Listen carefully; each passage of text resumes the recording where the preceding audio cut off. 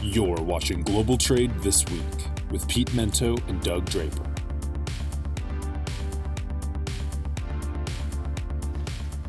Hello, everyone, and welcome to another exciting, nail-biting, over-the-top edition of Global Trade This Week. I am Pete Mento, and with me, as always, is my ride or die, Doug Draper. Doug, How are you, buddy? I am doing great. Like I said, we're fresh and relaxed after Memorial Day weekend, so we were just chit-chatting a little bit. You were down south, sounds like. Yeah, and even though I did spend a lot of time in the sun, I don't know what it is about my genetics. I'm a mixture of, every conceivable type of tanning genetics you can imagine, but I come back pink and uncomfortable every time I go to the south, so it didn't quite work out well for me. But Doug, you said you didn't have the best weather there in God's country in Colorado. What happened? No. It was weird. I woke up on Saturday and I put on a heavy wool sweater, a cap, and I looked out over the ocean wanting to know if my father would return because it felt like I was in Ireland because it was like 50 degrees and rainy. Oh, man. And then Sunday, the weirdest thing, I woke up and I got some sawhorses, and I took some doors off of my house and I put them down together, and I thought I was like a brand new employee at Amazon because I understand that is how their desks used to be. So one day I thought I was in Seattle, next day I thought I was in Ireland, and the weather sucked. That's the bottom line with that Memorial Day. I'm sorry, Doug. Well, not to rub it in, but I had that weekend in Florida that they used to trick you. Where you're there for like 4 days and it gets to be maybe 82, 83. And the coldest it ever gets is maybe like 70. And it's sunny and it's beautiful. And you're like, wow, this is great. We're walking on the beach. You had the best time ever. And you're like, maybe I could live here. And you come the next time and it's 97 degrees and the sun's trying to kill you. And there are bugs the size of cats walking around. And you're like, this was a bad decision. Yeah. But probably the weirdest thing, Jen and I get off the plane. We walk down to get our bags, and everyone's just in an airport, just like whipping their mask off. Like, I don't think so. You leave Boston where it is so uptight, and I don't know if Colorado's the same way, but in New Hampshire it's not. But in Massachusetts, they're really uptight about the mask thing. So you get off the plane. Where I understand since April, there have been 477 violent incidents on planes over masks. So we get off the plane and we get down to get our bag, and everyone's just like, freedom, like William Wallace and Braveheart, ripping off their masks, waiting for their stuff. And I felt a little uncomfortable. And Jen finally looks at me and says, "No, you're taking it off. Take it off." Okay. Took off my mask, and I felt so dirty and ashamed, in the airport, but no one gave me any crap. It was a nice feeling. Yeah. Yeah, I think that's right. If people feel weird, it feels odd not to have a mask on, and you look around, and if you're the only one or the few, you think, well, maybe I should just put it back on. But that'll change. Remember, this is the roaring 20s. Summer's upon us. God, you and your catchphrases. We got to write them all down, though. You got to write them all. You're right about that one, about the economy coming back, everybody wanting to be out. Maybe some, I don't know what I'd call it. Not dangerous behavior, but people are being a little riskier. They want to live.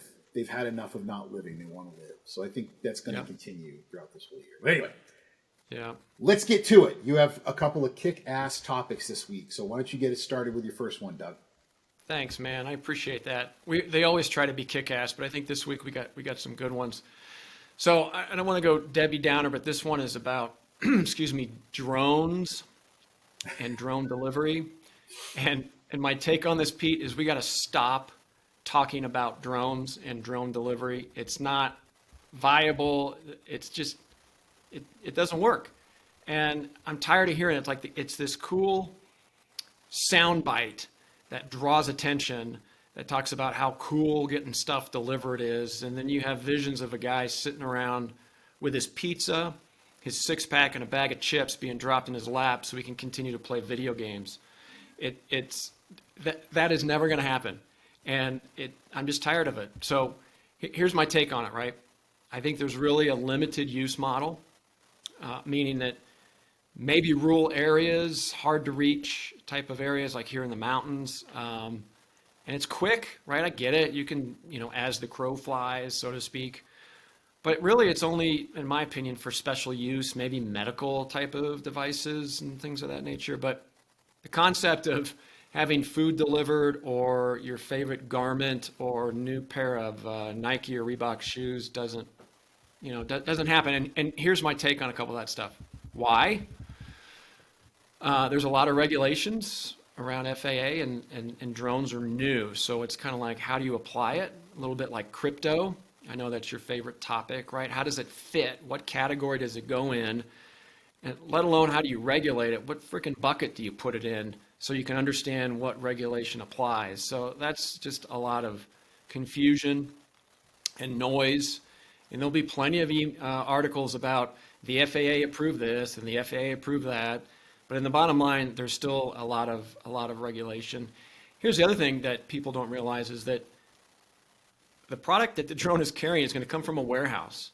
And where are warehouses? They're in metro areas. And where do you have airports? In metro areas. And if you look at any city and you figure out where is the transportation, logistics, and warehouse areas of the city, they're all going to be around airports, right? And that's another big one, that they have the individual airports, have the individual right to regulate in addition to FAA. So you're putting it right by an area that specifically says they don't want drones, right? So that's not that going away. And then the thing that may seem a little childish, right? People are going to pick these things off, right? I mean, you think if you have a drone, you can't tell me that somebody is not going to use that as target practice to come in and create problems, right? Fly it over to my neck of the woods, or let's see what happens when we blow this thing out of the water, or let's get a watermelon and try to launch it. I mean, it may seem silly and childish. That will happen, right? And then how big of a drone do you have? I mean, you can't carry 10 deliveries on a drone, right? I mean, the likelihood of it carrying hundreds and hundreds of pounds, I'm sure there's a drone out there that can do that. But you go make 10 deliveries and you got to go back and get it. And you're going to go to a DC, which is in a centralized area, by an airport, and then you're going to go back out. So it sounds cool, and it's going to continue to get a lot of press, just kind of like crypto. But the reality, it gets boiled down. It's going to go to remote areas that need very specific items like medicine and things of that nature. And I'm kind of done talking about it. So that's my crypto. That's to your crypto, my friend. I don't know. What's your take? Am I off base on that? I don't think so. I love the stories of people using drones to, like you said, bring medicines. You've got people who are out in the middle of nowhere and they have an emergency, and a doctor is able to use drone technologies to get a much needed treatment out to someone. That's awesome. Mm-hmm. Or people who are in the middle of nowhere and they need parts in order to fix an air conditioning unit or something, and getting it out there would take weeks. I love those stories. I have a couple of drone clients. One of them does sporting drones. I guess it's a big deal now. People race these things. And another one does drones for the U.S. military or militaries. And that is a military functions. That's a different story. Of course, they're not dropping off pizzas and beers. Boy, did I light up when you said that. That sounds like an awesome story. But one thing that they talked about that I hadn't really put my head into is they said we're thinking too acutely, that the idea of DHL or UPS dropping off a package to our door with a drone, maybe not likely, but what if they could fly from, like in New Hampshire, like Manchester Regional Airport, but then they could take a drone of a bunch of stuff and bypass traffic and have 500 packages and deliver it to Concord, which is on a drive maybe 40 minutes away, and they could bypass all that traffic and drop it off at a stop there and then redistribute it that way. And I thought, okay, that's interesting. I don't understand the benefit of doing that, but now I'm starting to see where if they could get underneath those same FAA regulations you were just talking about, which seemed really, they had to come up with something, right? Because these things are starting to show up everywhere. Maybe you could use a smaller drone technology and to overcome the fact that we don't have airports everywhere to land these things. But I don't know if that's really faster than putting it in a truck. I don't know if it's any better than putting it in a truck and getting it somewhere. But maybe that's onto something. I don't know, because at some point when these get big enough to be effective, it's just a plane. Yeah. It's just another plane, and then isn't it going to be, isn't it going to be up in the same airspace causing the same problems? Doesn't it make more sense just to put it on a truck? So Yeah. I'm interested to watch it. I think drones are pretty damn cool for what we use them for, to kill bad guys and relay intelligence and all that stuff. I tried to fly one time. It didn't go over well, Doug. Yeah. I haven't played enough video games. Yeah. I agree with you. I think drone technology is cool. I think it does some amazing things for photography and aerial shots and things of that nature. But parcel delivery primarily, I don't know. It's just, forget it. There'll be articles about it for years and years, and nothing's going to happen. And that's my opinion. Yeah, It's all about to write us and tell us that we don't know what the hell we're talking about. But yeah. Bring it on. I'm good with it. I've talked to a lot of people in this world, and so many applications that it's being used for now, they were obvious. This one doesn't feel obvious. Like, it doesn't feel obvious that there's going to be 100,000 drones flying around the U.S. dropping off my Amazon Prime packages. That just sounds like a bad idea. So if you can knock down the Colonial Pipeline with a cyber attack, you can definitely take one of these drones and drive it into somebody's house. Yeah. Yeah. Yeah. So All right, buddy. You're up. What's your first one for today? yeah. So one of the areas of trade compliance, in the areas of duty minimization, that people tend to really hate on, and when I say people, I mean me, is foreign trade zones. So the idea of foreign trade zones, the concept of a foreign trade zone, is in our world relatively new. You look at duty drawback, that's 400 years old. A lot of countries have had it forever. But this idea that we could take a geographic area and we could legally make it outside of the commerce of the United States, so that we could create jobs inside of it for people to work and to manufacture. And for people who aren't aware of what a zone is, it allows you to import something into a geographic area and not pay tariffs on it until you take it out. So if you take it out and use it in the US, then you're going to pay tariffs on it. If you simply re-export it out of that zone, you never pay tariffs on it. So it can allow you to manufacture in it, to distribute in it. You can move things from zone to zone.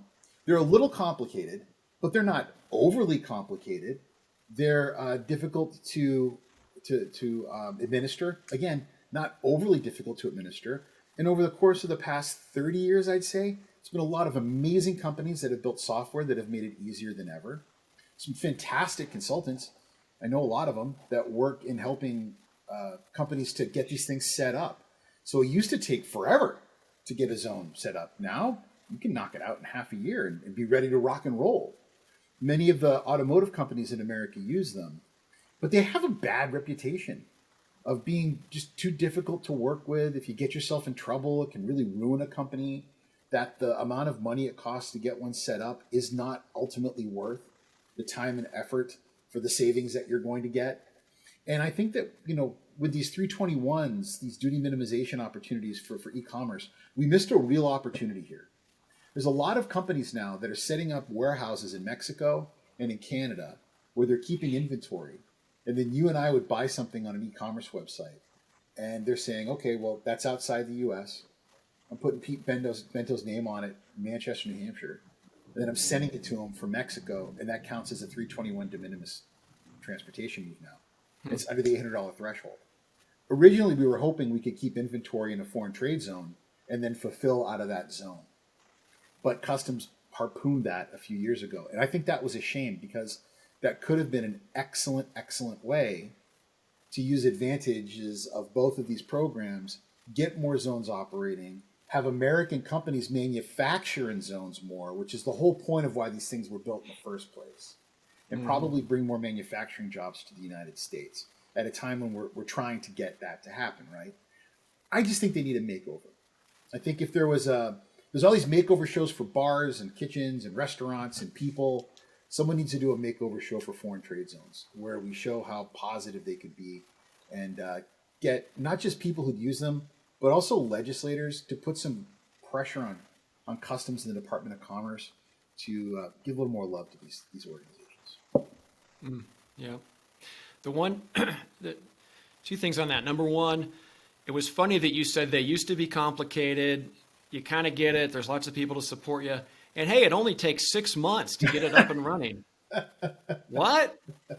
I mean, that's not you. And the fact that 6 months is a good thing means that it was much longer in the past. And I think right then and there, or right there, is in a nutshell. My company has looked into looking at a foreign trade zone, and it's just too complicated. The risk reward, the cost benefit, all those different things. It's just not there. The amount of money you have to outlay. So anyway, my whole point is that even though it's less complicated, it's still too complicated for the average man or woman or company.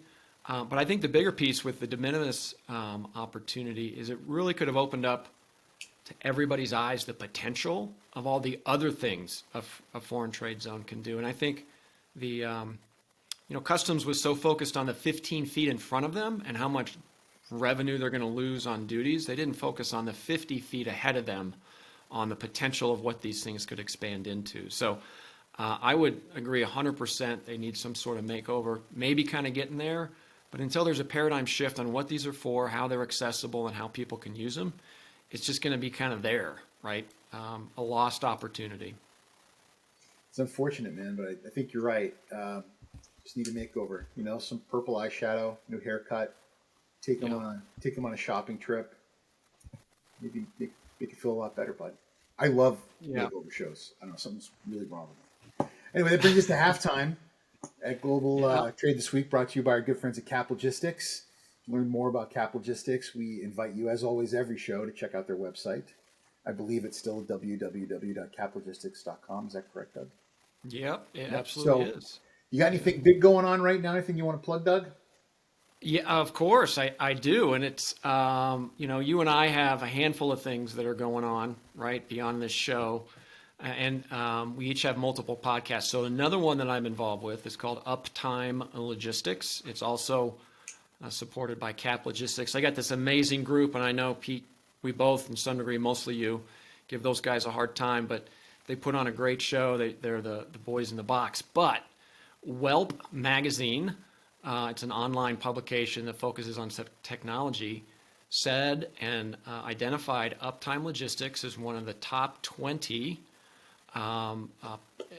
logistics podcasts going on in the country, right? And it's all based on SEO and listenership and all kinds of stuff and a whole bunch of other demographics that I had to go to Keenan for and say, okay, how did this get nominated? But anyway, we're pretty stoked about that. Really exciting. The content's great. It's more focused on kind of somewhat of your next topic related to inventory management and keeping the supply chain up and running, hence the name Uptime Logistics. So if it wasn't for Cap, that show wouldn't be out there. And I'm very grateful for the guests and the content. And I'm super stoked to be part of a podcast that was ranked top 20 in its respective industry. So there you go. There's my hype.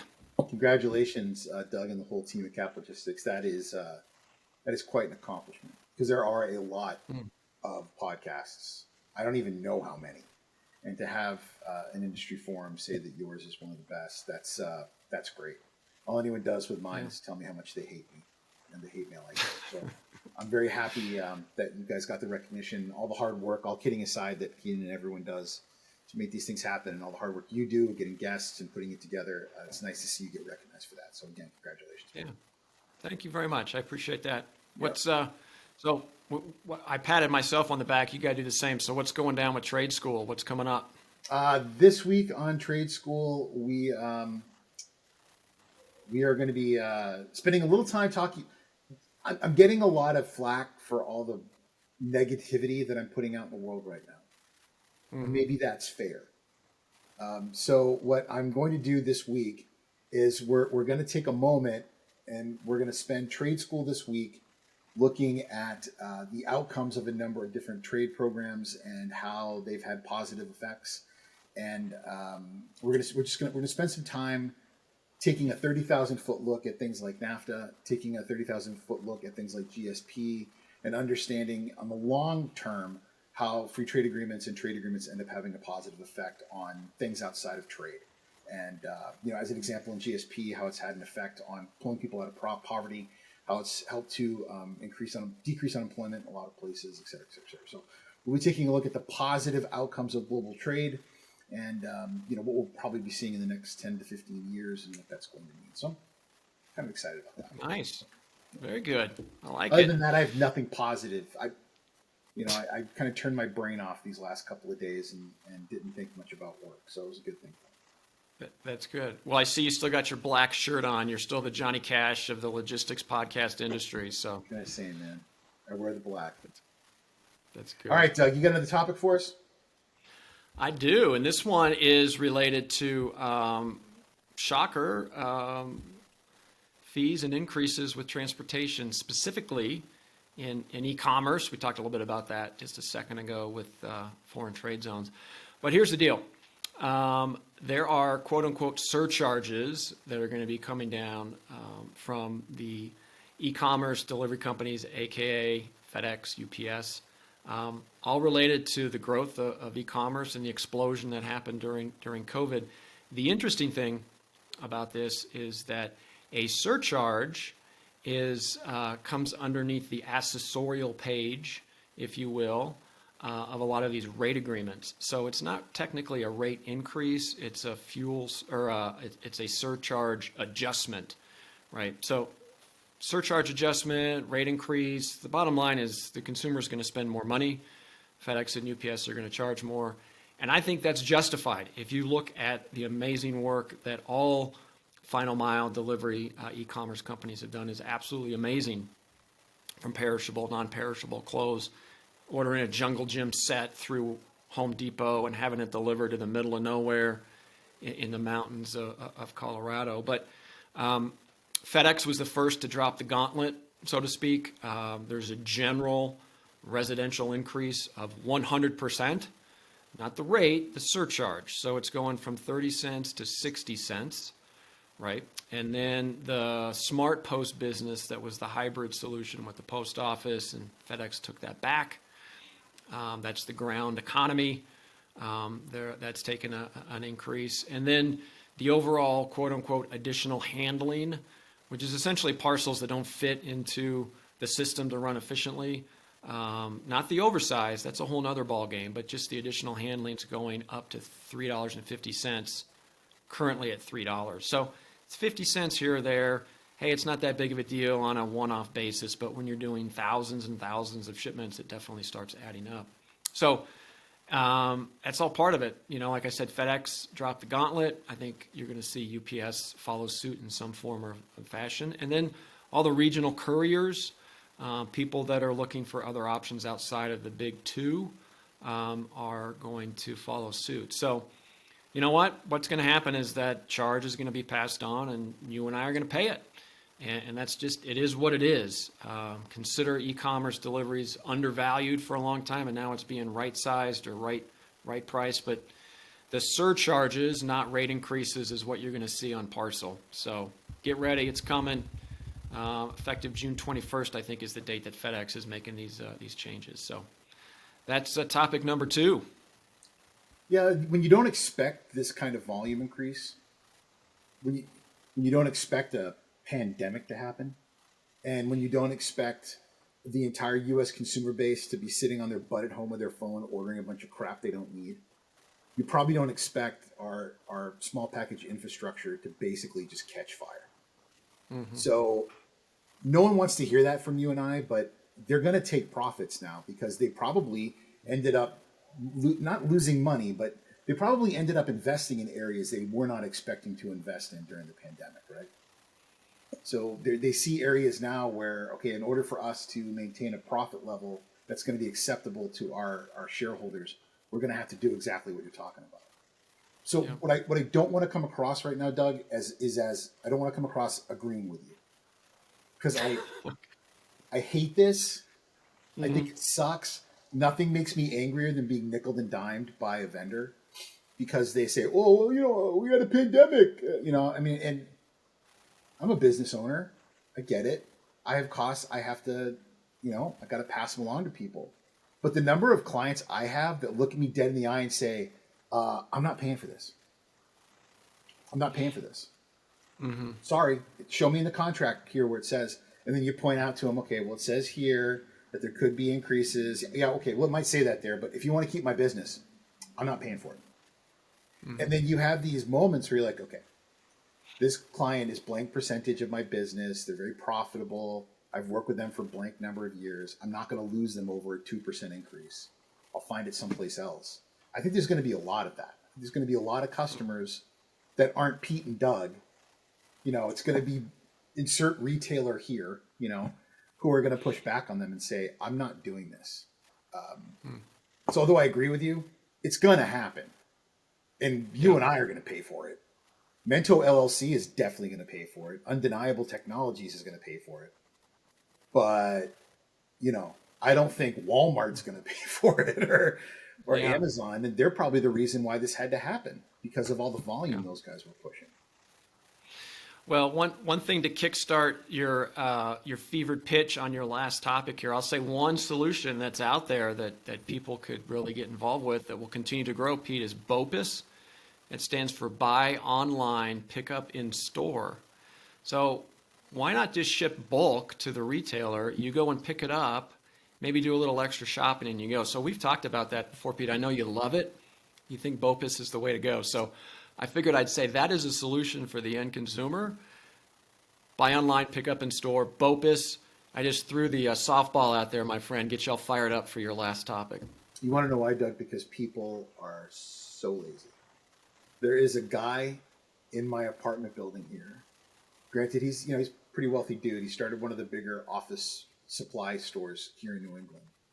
And every day he has his Starbucks cold brewed coffee delivered to him. And I said to him once, I said, I go to Starbucks a lot, or I hit Dunkin's when I need to get my coffee. I'll go pick it up for you, man. Because, if I don't make it myself, which I like to do because I think my coffee's better, whatever. It's a 5-minute drive there and back. I put on Dougie Fresh and the Get Fresh crew, roll my windows down, and I'm hip-hopping my way all the way down to pick up my coffee. I can get yours too, Holmes. And then you don't have to pay $10 for a $5 coffee. I mean, Don't you feel like kind of an asshole for paying $10 for $5 coffee? And you know what he says to me? I just don't feel like getting in my car and going down there and doing it. So I did BOPIS a bunch of times. And every time I did it, I'm like, Doug! Every time I would go and do it, right? And, I will always get in my car and go get my coffee because I like the fresh air and I want to go, I want to go see the weird dude with purple and green hair and his nose pierced at Starbucks that makes my coffee. Mm-hmm. But Americans are as soft as poached eggs, and we are so lazy that so many of them are like, I'll just pay the extra to have it delivered to my house. And that's why when the zombies come, I'm going to be ready, Doug. But no, I agree with you. BOPIS makes a lot more sense in the end. Yeah. Cool. Well, you're coming around. I like it. All right, man. Man, I came around a long time ago. You had me at hello, Doug. You had me at hello. Okay. All right. Finish this off, Pete. What you got? Topic 2. I can always tell when Doug is tired of me when he's like, enough of the small talk. Let's go. The last topic this week is one starting to make its way in the big press. And when I say the big press, there was a story in the Wall Street Journal. It was in the New York Times today. Something in Los Angeles Times, the Washington Post. It's been in a lot of papers over the course of the past couple of weeks about how we're learning a lot from this last pandemic in a topic that I guess we were all waiting for this to happen. And that's just-in-time inventories really were too just in time. We were doing such a great job between BOPIS, between e-commerce, between using things like Amazon Prime, understanding just how tight overnight shipping could be, how well run many of these freight forwarding companies were, the incredible, I don't want to say accuracy because it goes beyond that. The artificial intelligence like software that's being used in the machine learning and the professionalism of global supply chain professionals that you need inventory for a day, and that's what you want to have, and we don't want to be overextended. And how supply chain management is just as much a financial thing now as it is a logistics and a manufacturing thing. And when you meet people that are in supply chain management now, I'm meeting ones that are in their early 30s. So those are the ones I talk to the most. And they have just as much a finance and a tax background as they do logistics. Whereas like me and you, we're a bunch of knuckle dragging dudes like, I know trucking, like that we were supply chain people. And these are people who are talking to us about really deep conversations about finance. And what they got caught up in with the pandemic was, man, they were on thin ice. They were running global multi-billion-dollar businesses on like 24 hours of buffer. And when the pandemic hit, which was a possibility, it could have been a pandemic, it could have been a port strike, it could have been one ship going down, it could have been another earthquake in Japan, it could have been anything. Their businesses went in the toilet. And they had to explain to customers who don't want to hear our supply chain's backed up. I don't care. And we have things in our contracts that say, if you can't get the product to me, well, that's on you now, and you owe me money.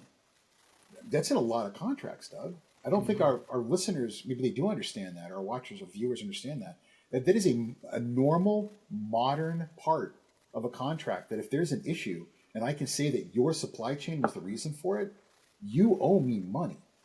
And people sign off on it because they're so confident in their supply chains, So what I'm beginning to get more conversations about now is two things. First of all, can you help me do the mathematics to understand what a reasonable amount of emergency inventory is?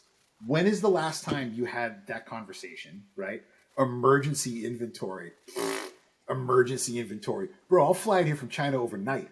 Settle. Emergency inventory. That's number one. And number two, my supply chain is so extended from a geographic standpoint between Asia, Southeast Asia. Can you give me another secondary part of that supply chain that I can keep active? At what point do I need a sufficient amount of volume where I can bring it in once a month, twice a month, whatever, that I could use that and ramp it up as an emergency source if I have that problem again? I cannot be in the same situation again. And you know what they never say? Where's the one in the US I can depend on? It's always, can I do this in Mexico? Is there somewhere in Latin America? Can I use the Caribbean? Dude, it's never, tell me about that place in Kentucky we talked about that time, or in Michigan, where I'd be able to get that thing that I needed. And I think ultimately, this could be where, for many industries, there's an opportunity for either automated or semi-automated production to get reshored to America. Yeah, I would agree. A couple takes on that one.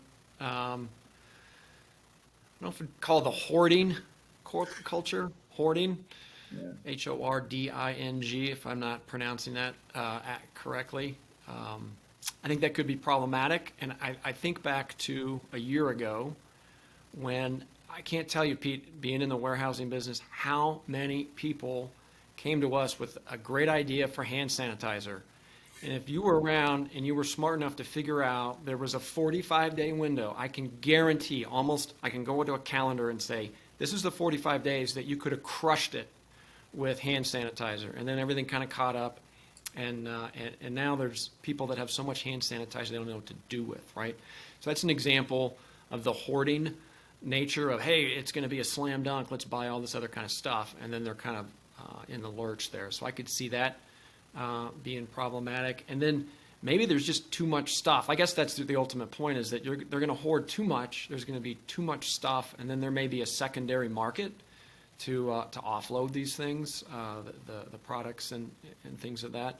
So I don't know. I think it's good, absolutely, without question. The lean supply chain, lean logistics took a beating in the last year, and I think people are going to swing to the other side of the pendulum. And if I have to go to my boss and say, yeah, we probably have too much inventory in this warehouse and it represents $250,000, but hey, not under my watch did we shut down. That argument, that'll jive for about another six months, maybe a year. But after that, they got to get their act together. So it's interesting. I think that the emergency